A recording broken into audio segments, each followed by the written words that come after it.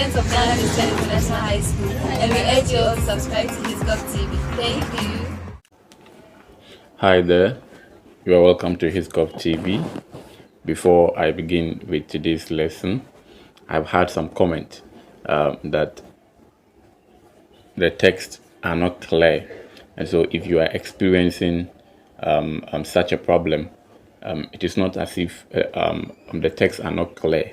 All videos uploaded on this platform is not less than 720p, and so if you are experiencing that, kindly go into your YouTube settings. There is a place where you can change the video resolution.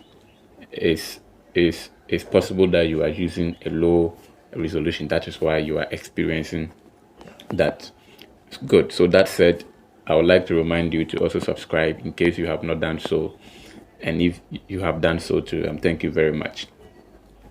So today we are going to look at the 1980 coup, and then Samuel Doe, and the coup was orchestrated by Samuel Doe, an army officer, and this was the first coup to happen in Liberia. All right, and so today we are going to look at the reasons for the coup in 1980. Okay, so why did Samuel Doe decide to undertake that coup?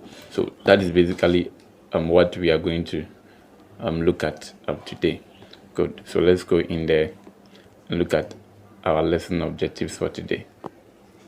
So our lesson objectives for today is simple: that by the end of this lesson, you should be able to discuss the reasons that led to the death and overthrow of President William Tubman, in 1980.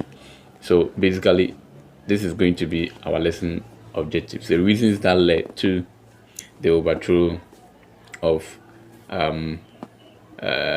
President William Tubman in 1980. Okay, so let's go in there without wasting much time and look at the introduction. This is the image of President William Tubman. So that is the image, a very fine gentleman you see there. But before we begin with our introduction today, let me remind you about our previous lesson, what we discussed, and in case you missed that lesson, I would include the link in the description so you can click on it in the RPK. I've titled it RPK, and then you watch that video. And that video was on the founding of Sierra Leone, on the founding of Liberia, where we saw that Liberia primarily was founded as a state for free slaves. When the American Colonization Society needed a place to resettle the free slaves in the USA, they decided, or they chose Liberia as a place to resettle these free slaves. And so the population of Liberia, as I indicated in our previous lesson, composed or comprised of the indigenous people, all right, people who already settled on the Liberian land, that's the indigenous tribes, okay, and also the African American who came from the US to resettle in Liberia. And in Liberia, they were not referred to as African American, but they were referred to as the Americo-Liberians. And so two populations emerged: the Americo-Liberians, those were the descendants of the African American who came from the USA, okay, and then the indigenous tribe, the indigenous people that already lived. So the Americo-Liberians came to meet the indigenous people, and so have this in mind as we move on, because it is going to be an issue that we will talk about as we move on. So let's take a look at the introduction. All right, let's take a look at the introduction. Now, post-independence Africa suffered various military coups. All right, yes, and it is not surprising that these coups were linked to so many reasons. Okay, now these coups were actually prophesied by the first president of the Republic of Ghana, Dr. Nkrumah, or Dr. Kwame Nkrumah. First prophesied that if African leaders do not unite, what will happen is that they were going to be overthrown by the imperialists. Okay, he referred to them as the new colonialists, and he said that when they were about to form the AU, the OAU, the Organization of African Unity, and that is what he told all the heads of states, that it is either we unite now or we perish, or we all go away. And so this was not a new thing to him, to Nkrumah, when the whole thing started. Now, the first country, okay, in sub-Saharan Africa to experience coup was Togo in 1960. So the first African country in sub-Saharan Africa to experience coup was Togo in 1960, Iyadema and Co. All right, and so after Togo experienced that coup, coup d'etat spread like wildfire in sub-Saharan Africa. Now, of course, countries like Ghana, Nigeria, Burkina Faso, which was known as the Upper Volta, Chad, the Central African Republic, the Congo, and many other African countries also followed in the years after Togo's coup. So there were quite a number of coups in West Africa, in sub-Saharan Africa. And even today, as I'm talking to you today, you go to Mali, Guinea, they've had coups quite recently, last year or so, and they are still in the process of trying to return the country to civilian rule. So African nations, sub-Saharan African nations, have been bedeviled with coup d'etats. Okay, and to Nkrumah, the only thing that can solve this issue was unity, and that did not happen. And so Africans had to experience coups in and nowadays and now. Now, Liberia, our subject matter today, experienced or had its first coup in April 12, 1980. So in April 12, 1980, Liberia had its first coup, and it was the man on your right hand side in the image over there, Tolbert, or President Tolbert. He was the one that Samuel Doe overthrew in a very, very violent and very sad ending for him. And it's just disheartening. And so today in our lesson, we are going to look at the reasons for the overthrow of such a humble and innocent man, President William Tubman. So that is what basically we are here for. So let's go in there and get the some of the reasons that led to the overthrow of President William Tubman, or reasons for the 1980 coup. All right. Good. So one reason for the 1980 coup has been that of the imbalance of power between the native population and as well as the Americo-Liberians. All right, the imbalance of power. Now, you recall that the Americo-Liberians were the descendants of free slaves who came from the US to settle. So when these Americo-Liberians settled in Liberia, they met some native population, or some native group of people or tribes that were already living on the Liberian land. Okay, but then what happened was that these Americo-Liberians did not relate well with the native tribes. They did not relate well with the native tribes, and I am not surprised because they are coming from a racist background, and so I'm sure that they were also having this superiority complex as against the native tribes, and so they they they never related with them well. So the Americo-Liberians, the AL, they held the elite positions, all right, the elite positions in the society after Liberia's independence in 1847. So what happened was that after Liberia had an independence in 1847, the ruling class, the people who came to rule of Liberia, were all descendants of the Americo-Liberians at the expense of the majority, that is the native population, the native tribe. So the Americo-Liberians were in the minority, but for one or two reasons, because they had ties with the with the US, they were in power. They were meant to rule the people. Okay, so minority ruling the majority indigenous tribes. That was not the right way.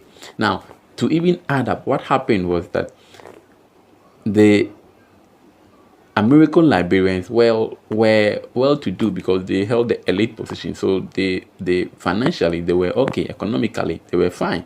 But then the native tribes lived in poorly developed rural communities. So remember Monrovia, which was named after James Monroe, the then US president, was founded by the Americo-Liberians or the descendants that came from the US. So they were living in Monrovia, whilst the natives, okay, the native tribes were living in poor communities in the rural areas in Liberia. And so there was this disparity, both economically and politically. Political-wise, it was only the Americo-Liberians who were ruling. Economic-wise, the indigenous people were poor. Okay, and this disparity was not created by Tolbert. Okay, it had been there since 1847, when the Liberian people gained their independence. So it had been a remote problem which had been there ever since until 1980. So yes, there are many reasons that historians have ascribed to the reasons for the coup. But one of the reasons why the people, the natives, supported Samuel Doe's coup in 1980 against William Tubman was because of what had happened about 130 years ago. So since independence, no indigenous person has ever become a president in Liberia. And so the local people supporting Samuel Doe's coup against William Tubman was in response to this issue. Okay? And so that disparity, to some historians, contributed to the overthrow of William Tubman's government. Okay? Yes. Good. So I hope that point is well explained for you, right?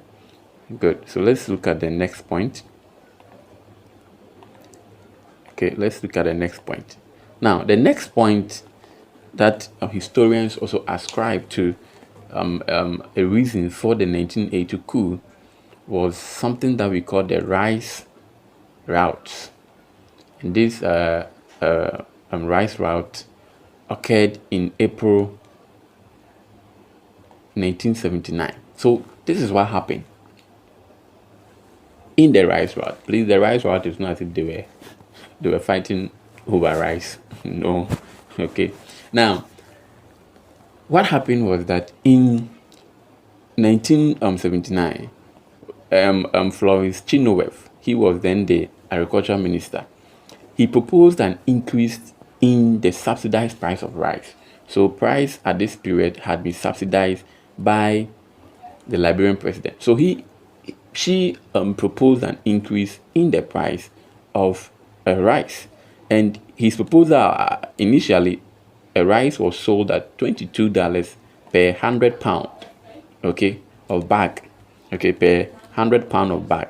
Then he proposed that it should be sold at $26 per £100 of bag.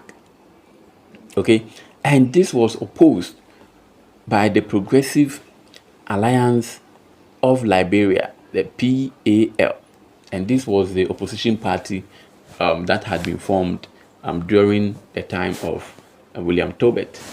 And so the opposition opposed this new proposal because they were not willing to buy rice at $26. Now, the reason why some of these opposition or people opposed that was that, the Tobert family, okay, they own large acres of rice plantations, okay, in Liberia. And so people felt that his government or Tobert's government coming out with a change in price, sold at $22, now you want us to buy it at $26. The people felt that it was a way of taking money or making the Tobert family more richer by increasing the price of rice per £100.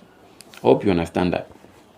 But then to the government, they felt that it was a way of encouraging people to go into the rice business, okay, so that there will be enough rice on the market. That was the argument of the government, that people were leaving the rice farming or the rice cultivation to different jobs in the cities, and so in a way to cushion them or to encourage them to stay, this proposal was made.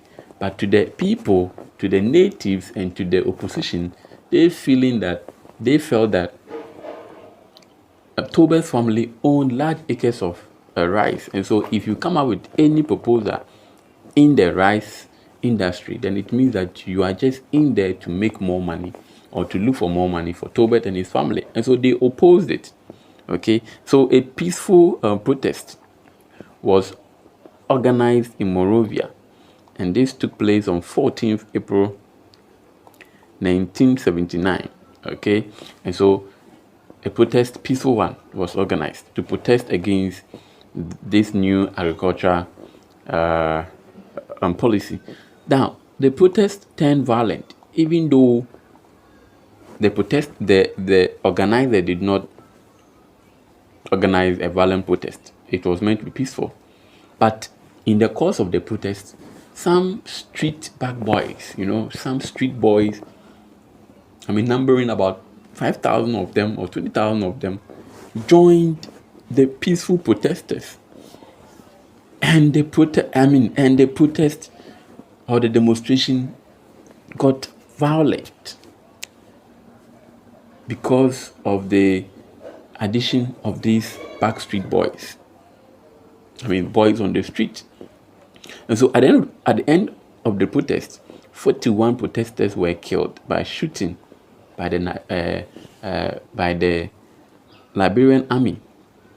Okay, now President Tubman then decided to arrest the leaders of the PAL, that's the Progressive Alliance of Liberia, and also ban the party, even though it was his doing that made the party to come in place. He banned the party, and this affected his credibility.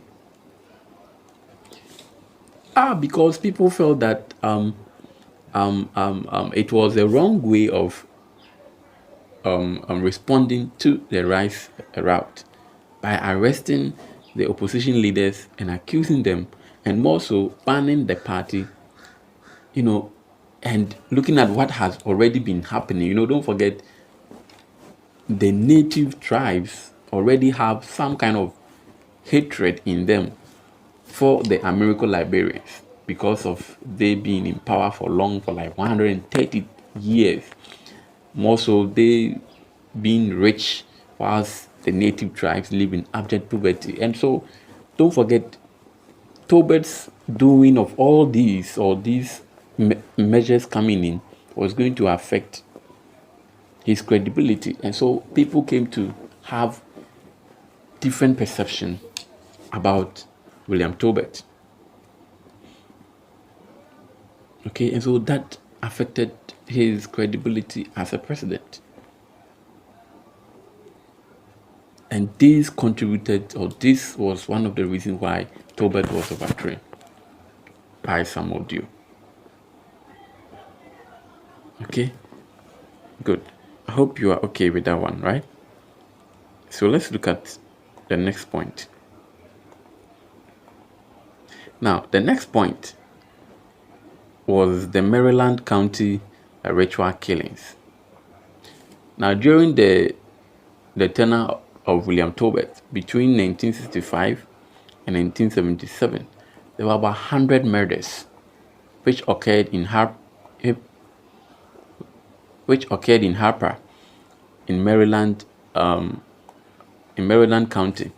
Okay, and in all these ritual murder or killings, what happened was that it involved mutilation, the cutting of the body, and the removal of body parts.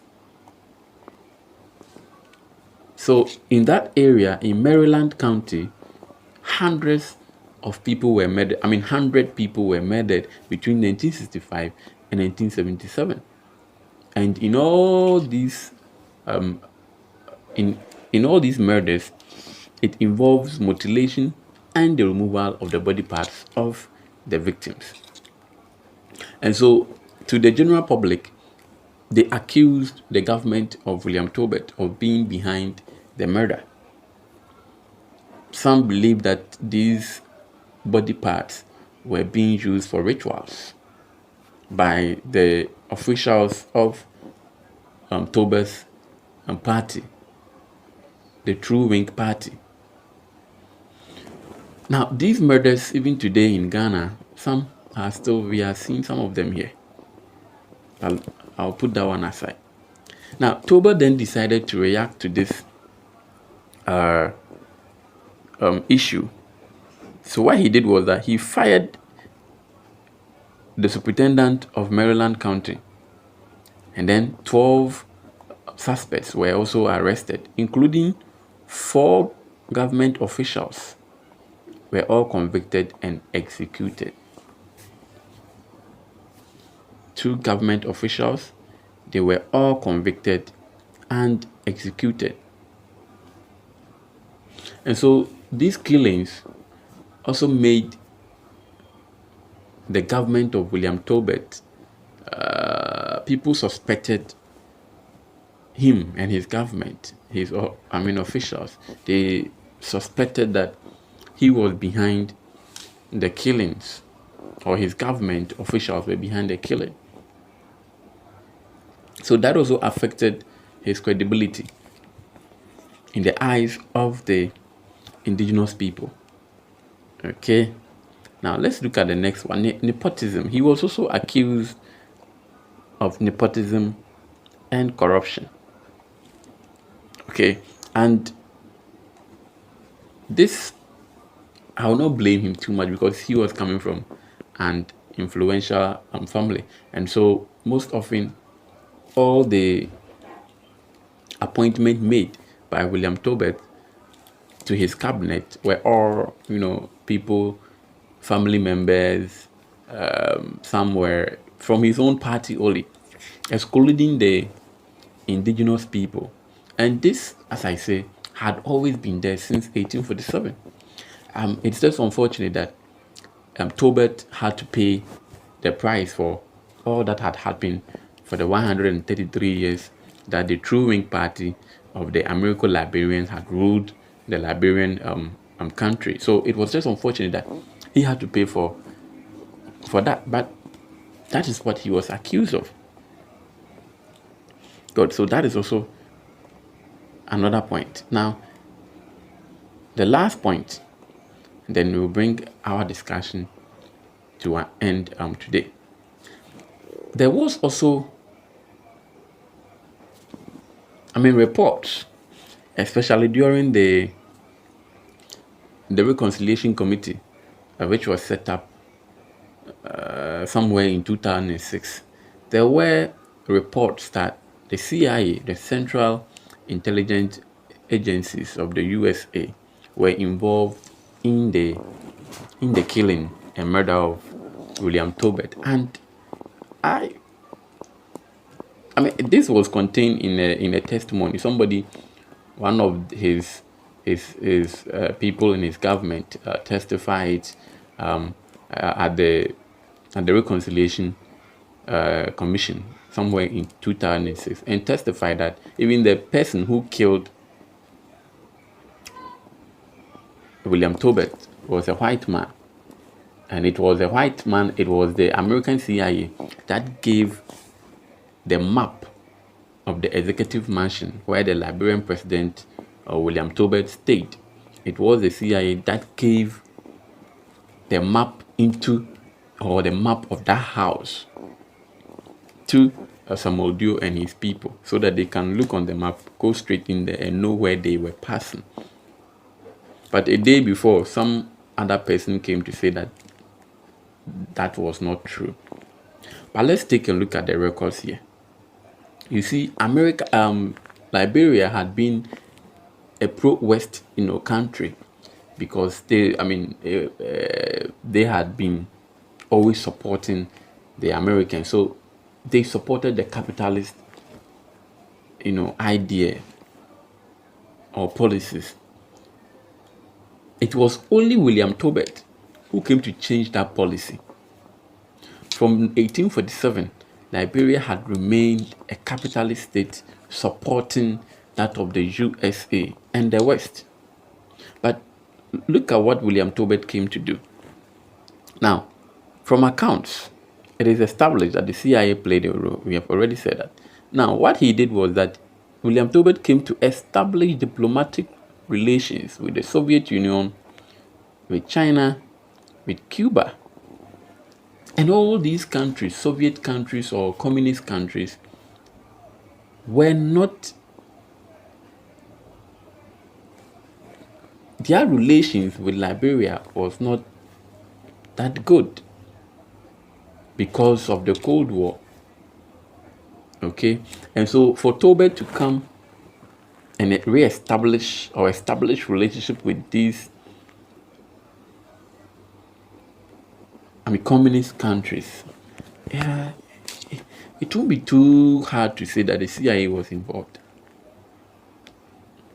And bear in mind, look at what even happened. For instance, Libya. And Libya, again, at this time was a communist state. Libya was on the verge of starting work on a low-cost housing project in Monrovia when the project was halted in 1980. Libya at this time, led by Gaddafi, was championing African unity, and so he was doing everything possible to bring all these African states together. So he was giving money to some African states, he was loaning them, he was building, and this is what he planned to do in Monrovia. And Gaddafi being, an anti-West, anti-capitalist, I think that the West will not sit there unconcerned. And it is interesting to note that almost all of the first presidents of sub-Saharan Africa that had been overthrown in a military coup all had a Soviet background, all had a communist background, all wanted to take that part. Nkrumah, for instance, Kwame Nkrumah of Ghana had that, a background, and he was killed. Patrice Lumumba of the Congo had that background, and then he was killed. Okay, you can talk of even Gaddafi currently. He was killed. So it looks like, the Cold War is still there. It's still happening. So I am sure that, and I believe that the CIA will certainly be involved in the killing of William Tubman, because I mean, Liberia had been a colony of the USA, and so you are even their colony. Those who are not even a colony of the US, they are even finding ways to take away their leaders. How much more you that you are their colony already and you want to be a non-aligned? No, because the path that William Tubman was taking was more or less like a non-aligned path. So good. Basically, these were some of the reasons for the overthrow of William Tubman, which I don't think was his fault. But let's look at what happened in the coup, the outcomes of the coup. Okay, so on the early hours of 12 April 1980, what happened was that Samuel Doe and some 17 non-commissioned officers and soldiers from the armed forces launched a violent coup d'etat on William Tubman. Okay, don't forget that all these 17 non-commissioned officers were all indigenous people. They belong to the indigenous tribe of Liberia, and that should tell you where the coup is coming from. Because if they were all indigenous, then it means that it was orchestrated. The indigenous people supported it because of what had happened way from 130 years ago. Now, Tolbert, together with 27 other victims of the coup, was killed. Okay, his body was thrown in a mass grave whilst people gathered and threw stones at him. You know, it is sad. When I read about William Tubman's death, I felt very, very, very sad for him, because I believe that he just paid the price for all that had happened after independence. Because if you look at the administration of William Tubman, he was the only Americo-Liberian that tried to implement certain liberal reforms, because he was the one who actually led to the return of a two-party system, whereby the Progressive Alliance of Liberia came into being, or came to be recognized as a political party. Okay, and I also think that he even made some constitutional reforms, to bar the president from contesting after 8 years. And this was even opposed by his own legislative members of his own party, the True Whig Party. They even opposed that.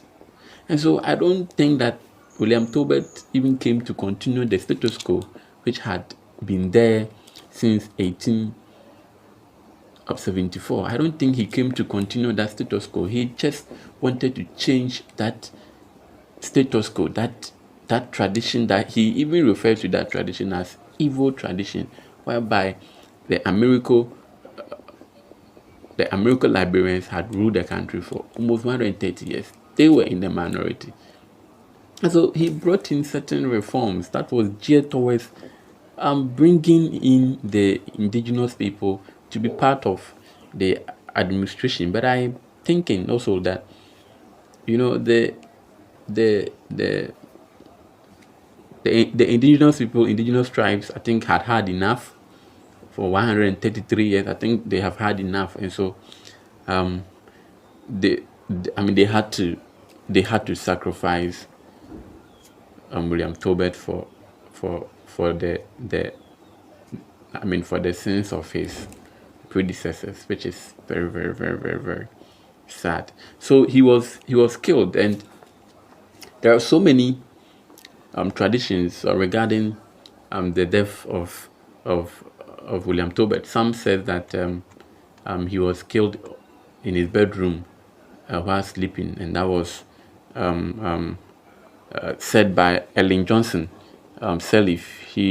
She was the one who said that he was killed in his bed. But there are also other accounts which said that he was killed in his office. He was found sleeping in his office. So they actually entered.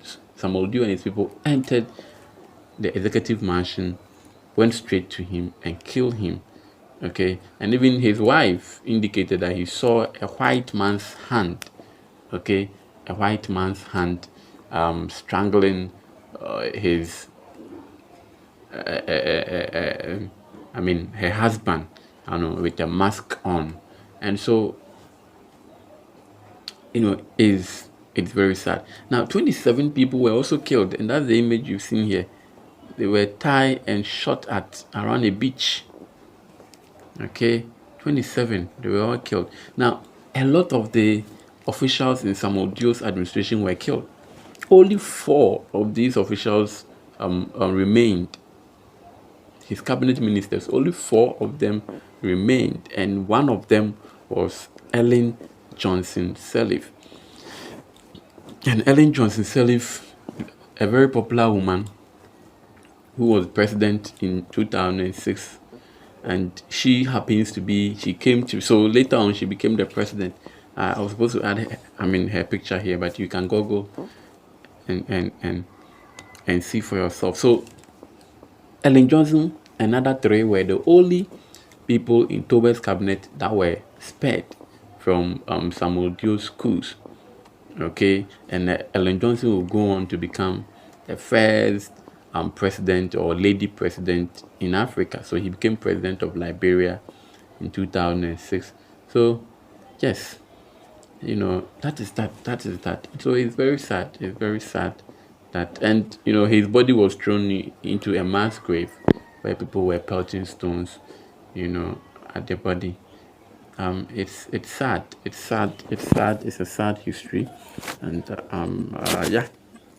Good. So I think you have had some information about the killing of Samuel Doe, who to me did not deserve that, but I think because of what had happened with his party, his people, the Americo-Liberians, I think that he only paid the price for the actions of his predecessors. But to me, I don't think that he was supposed to have paid the price, because I think he was trying to bring change into the Liberian political scene. So good. Thank you for your time, and please don't forget to subscribe to the channel for more historical videos and historical lessons. And all these lessons are WASI lessons that will go a long way to help you. Have a nice day. TV, first among equals. Bye.